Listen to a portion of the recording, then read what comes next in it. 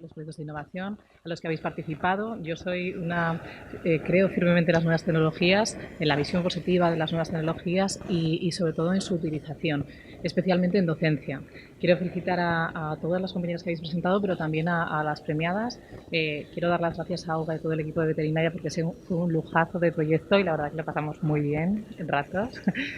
Entonces, creo bueno, darle las gracias especialmente a ella, que ha sido como coordinadora, ha sido una coordinadora excelente, una gran compañera y lo hemos pasado muy bien.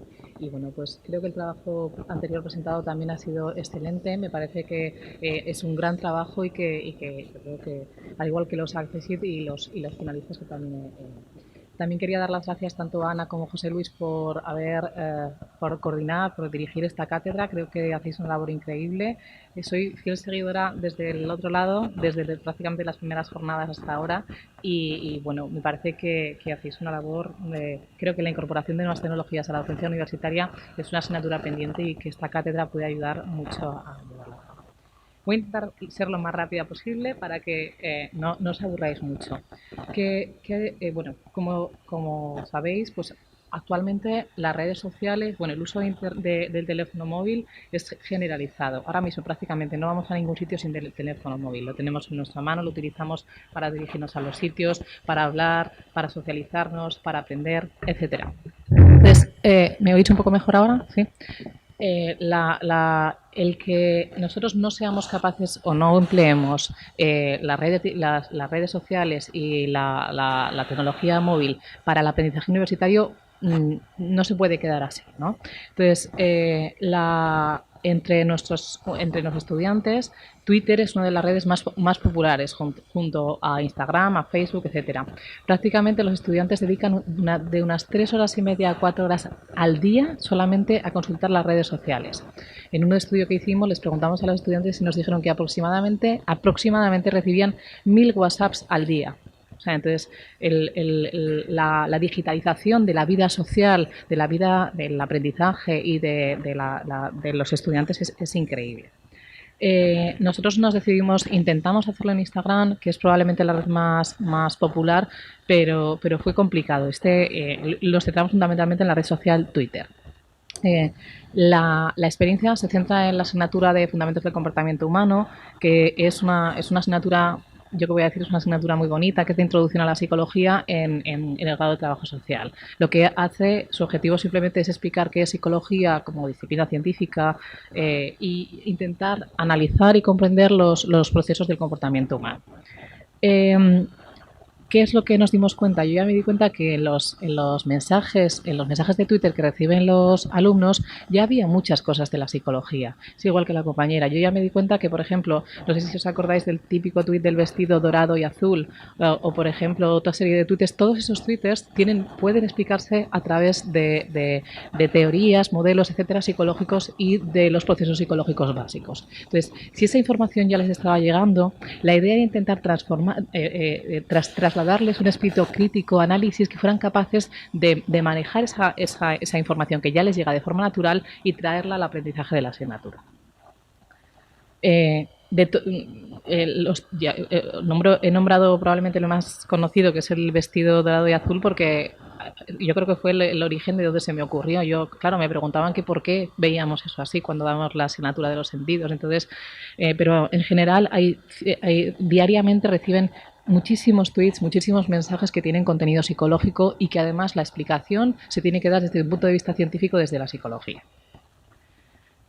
¿Cuál era el objetivo del trabajo? Pues fundamentalmente lograr un aprendizaje significativo, es decir, un aprendizaje cercano a la realidad a partir de analizar críticamente los mensajes y las noticias que ya les llegaban de forma natural a la red social. ¿Por qué un aprendizaje significativo? Pues cuando yo explico los sentidos, cuando yo explico la memoria, cuando explico estados de consciencia, etcétera, se queda como en el aire. Yo siempre intento ejemplificar, buscar la forma de engarzarlos con la realidad para lograr realmente un aprendizaje significativo. Enlazarlo con sus conocimientos, con sus experiencias, lo que hace es garantizarte que los estudiantes aprendan, ¿vale? Además, no solamente quería que fueran receptores pasivos, sino que yo quería que ellos también fuesen ejecutores y fueran los que construyesen conocimiento. Bueno, La idea fundamental era la que os he dicho, era intentar relacionar las teorías y los conceptos psicológicos que veíamos ya en clase, relacionarlos con mensajes, con realidades, con noticias que les llegan de forma habitual a través de las redes sociales. Una cosa fundamental es que nosotros recibimos mucha información, muchas afirmaciones en relación a la psicología, bueno, en relación a todo, que muchas veces no coinciden con la realidad.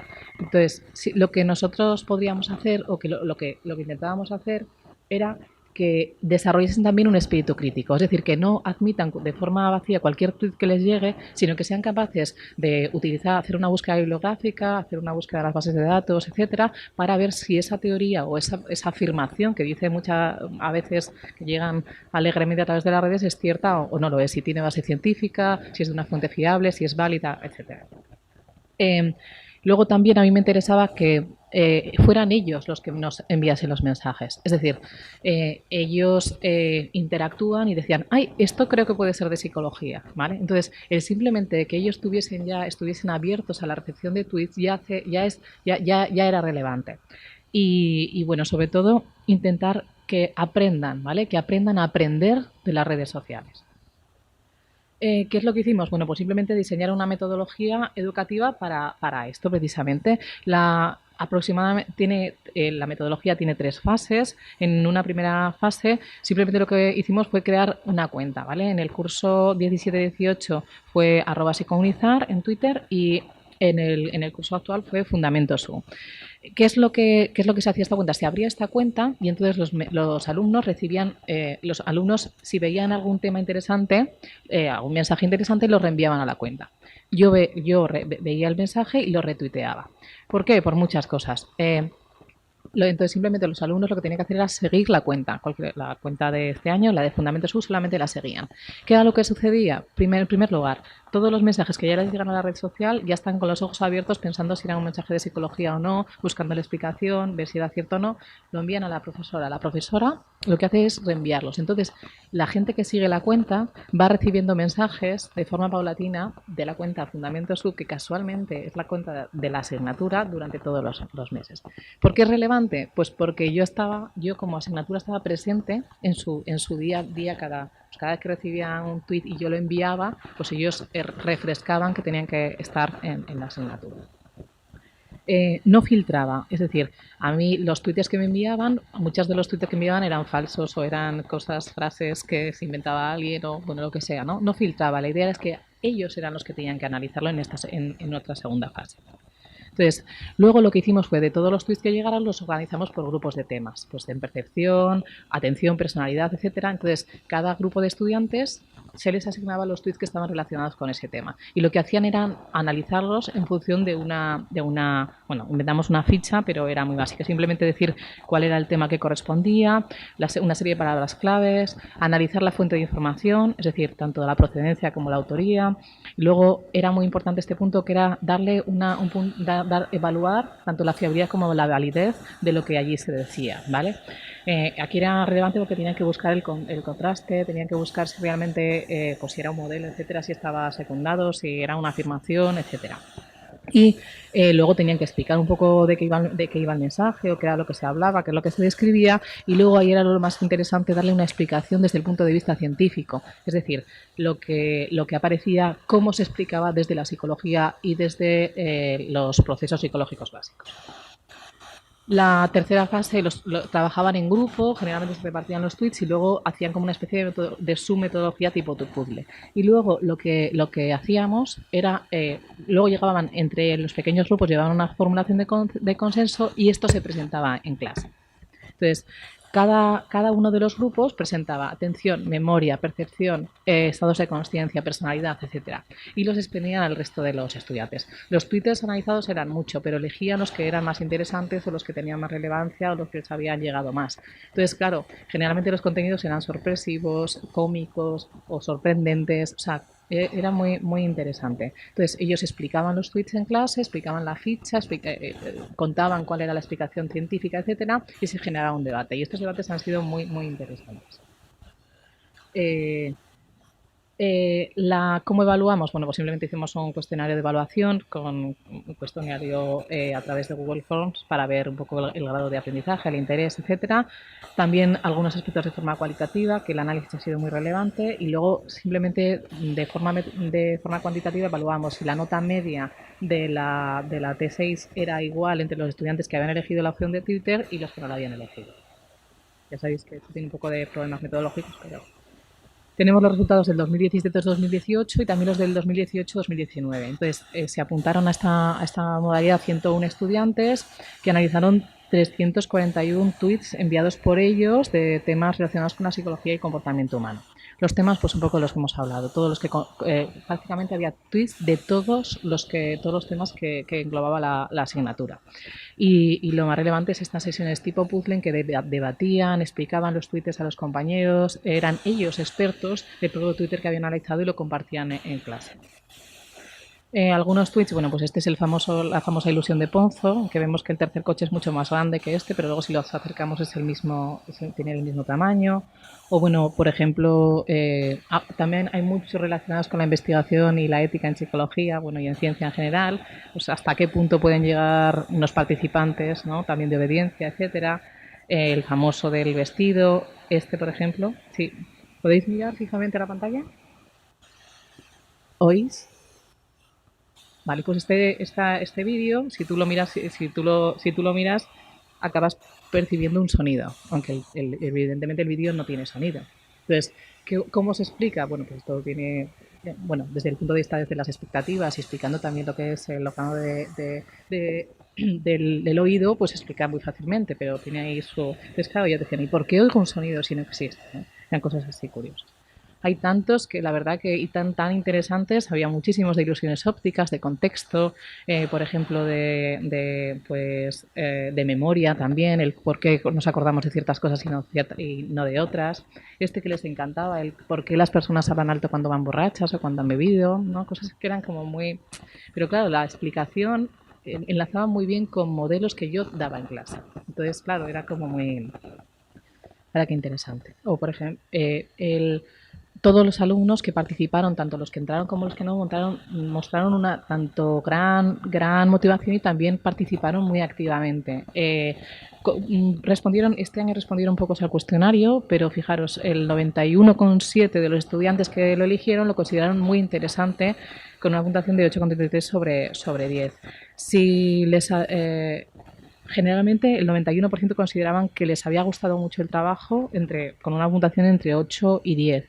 Y tanto el 73,3% de los alumnos declararon que habían aprendido mucho, tanto los que habían participado, los que habían hecho ellos tweets, como los que habían recibido. Si bien el porcentaje era mayor entre aquellos que habían analizado los tweets. Bueno, como ya sabéis, la pirámide del aprendizaje, pues se recuerda el 5% de lo que se lee, el 10% de lo que se escucha, el 20% de lo que se le escucha, bueno, el 75% de lo que se practica y el 90% de lo que se enseña a otros. Entonces, el que a mí me encantaba que los estudiantes fueran expertos de su propio tweet, porque eso les daba como mucho juego a la hora de... Entonces, luego les preguntaban, hay un debate abierto, buscaban teorías alternativas, la verdad que estaba muy interesante. Generalmente cuando recibían, esto me parecía tan relevante porque, claro, si reciben tantos tweets, leen los de la asignatura, no los leen, lo abre. Bueno, pues generalmente sí que leían los tweets, los comprendían, les parecían curiosos, retuiteaban a sus amigos, creando una red, etcétera. Y ellos consideran que habían hecho un buen trabajo, pero bueno, yo creo que esto si les preguntas de cualquier tema te van a decir que han hecho un buen trabajo en general y sí que consideraban que habían aprendido bastante.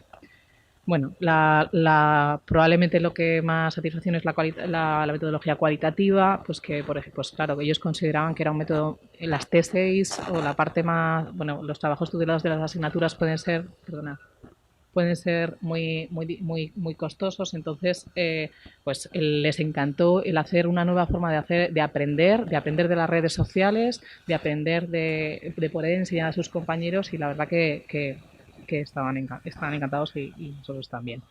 Pues eso, que les resultaba muy fácil aprender modelos de teorías psicológicas con esos ejemplos que ya les habían despertado la atención a través de las redes. También era importante que consideraban que era cercano a la realidad, es decir, que veían muy bien o sea, que veían muy claro ese modelo, esa teoría en esa persona, en ese hecho, en esa experiencia, etcétera. Y estaban muy implicados, tanto con la asignatura como con la tarea. Además, sí que había una diferencia significativa entre los que eligieron este formato de trabajo y los que eligieron el formato clásico de trabajo. Había una diferencia significativa en la nota media. Y sobre todo a mí el punto que me parece más interesante es que todos querían seguir recibiendo mensajes. Es decir, de hecho la cuenta yo no está activa, no sigo, bueno, algunos mando, pero todavía hay 100 y pico seguidores y les encanta entrar y cuando recibo algo me mandan feedback. Entonces les parecía una cuenta muy interesante. Así como algunas conclusiones fundamentales, pues yo creo que hay que utilizar la penetración que tiene el mundo digital y las redes sociales en los estudiantes, hay que utilizarlo en el aprendizaje y hay que utilizarlo en el aprendizaje universitario. Además, hay que darles ese rol protagonista. A mí me da ya los estudiantes o las nuevas generaciones, yo ya porque ya me quedo un poco fuera, pero están acostumbrados a generar, son desarrolladores activos de conocimiento. Hacen vídeos de YouTube, hacen estudios o entradas de blog o de Twitter que son costosísimas para que la gente aprenda otras cosas. Están muy acostumbrados a manejar las redes también para el aprendizaje. Y sin embargo, a mí me da la sensación que la universidad se ha quedado al margen de esto. La universidad lo único que hace, sobre todo, es difundir información. Yo creo que la universidad, uno de los objetivos fundamentales de la universidad es cambiar la sociedad. Entonces, la universidad debería de estar en redes sociales y no desde el punto de vista de mandar información de una forma ideacional, sino ser realmente, yo quiero que la universidad sea influencer, ¿vale? De alguna forma. O sea, que sea una persona o sea, que sea una institución que cambie, porque no hay más expertos en la sociedad que los profesores universitarios. Y cada vez que se lanza algo, un profesor universitario y la universidad como tal te podría dar debate a ello. ¿No? Podría discutir, podría dar su punto de vista de ello. También me parece que es muy relevante el que los estudiantes tomen una actitud crítica ante lo que reciben, porque generalmente sigue siendo cierto esto de que si ves una cosa por escrito te la crees, la consideras como cierta. Entonces, el que simplemente sean capaces de ver un mensaje y decir, bueno, voy a darle la validez que, pues voy a buscar, voy a irme a Psicodoc o voy a buscar en una base de datos a ver si esto es verdad, quién lo ha dicho, si no tiene autoría, si o sea, si responde a un estudio científico, si es una encuesta de opinión, etcétera, ¿no? Entonces, el que sean capaces de tener este espíritu crítico también es muy valioso, especialmente en el momento actual en el que estamos cargados y vemos cómo la sociedad también está cambiando en base a las noticias falsas o las fake news. Entonces, el desarrollar esta actitud crítica ya también me parece que es muy relevante. Entonces, las redes sociales tienen un gran potencial, sobre todo en el campo educacional. ¿Qué es lo más relevante? Bueno, y por eso formamos un equipo interdisciplinar. En realidad, esta experiencia se puede hacer en prácticamente todas las disciplinas. Ya hemos visto un ejemplo muy interesante de la compañera anterior, pero por ejemplo en medicina, para analizar los bulos de salud, es interesantísimo. Por ejemplo, en ingeniería hay páginas que desarrollan modelos teóricos y entonces, o sea, prácticamente en todas las disciplinas que podéis pensar, aunque sean alejadas de la práctica, se puede utilizar esta metodología. Y bueno, pues lo que comentaba, yo creo que las redes sociales están o sea, las redes sociales han apisonado nuestra vida anterior, han apisonado la vida anterior sobre todo de nuestros estudiantes, la vida social, la vida afectiva, la vida laboral, los estudios, etcétera. Entonces la universidad tiene que estar ahí. La universidad no puede ser, ya os digo, pues utilizar simplemente las redes sociales como un mensaje vacío. La universidad tiene que estar ahí, los estudiantes tienen que ser capaces también de desarrollar y de manipular y de cambiar esa información que les está llegando a través de las redes sociales y también de cambiar el mundo, también el profesorado y la universidad en sí. Y bueno, pues como os digo, utilizar este rol que ya existe en los estudiantes de ser capaces de elaborar nuevos contenidos, de dar su punto de vista, de aportar al conocimiento que ya lo están desarrollando en YouTube, en canales, etcétera, pero que no lo estamos absorbiendo, no lo estamos aprovechando desde la universidad. Y bueno, pues básicamente básicamente es esto. Simplemente pues eso, que los alumnos tienen una nueva forma de aprender, de relacionarse y que la universidad y el aprendizaje ha de estar allí. No podemos quedarnos al margen solamente. Y esto es todo, perdona, he pasado unos minutillos.